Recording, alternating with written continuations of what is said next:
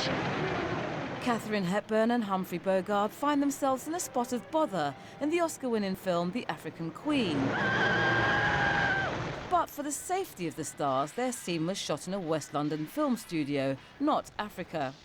Founded by one of the pioneers of British cinema, George Bertel Samuelson, Worton Hall Studios in Isleworth was one of the most technically advanced of its time in Europe. In the 1920s, this location became a pioneer in the development of the modern-day cinema photography. In fact, the sound that was developed here and the music scores that were developed here transformed a silent movie into a talking movie, into the modern-day cinema goer's dream that we all experience today. This once thriving film studio is once again an active creative hub.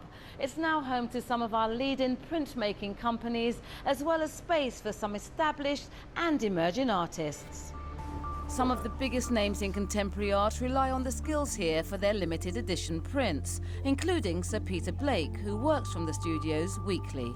People working here range from very young artists, I suppose, up to me now. I mean, I'm the kind of eldest, I think, now. There was a generation older than me, like Terry Frost, but they've gone, they've died.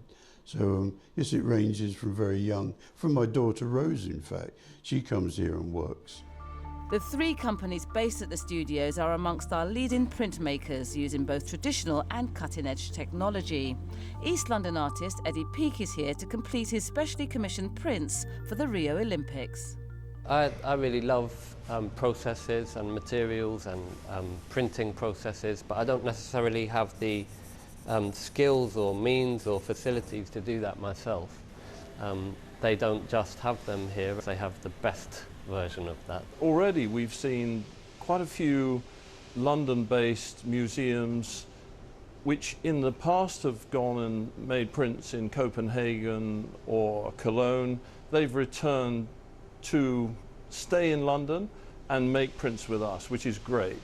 So, the London studios that experienced the transition from silent films to talkies and showcase some Hollywood icons is now celebrating British creativity and innovation of a different kind.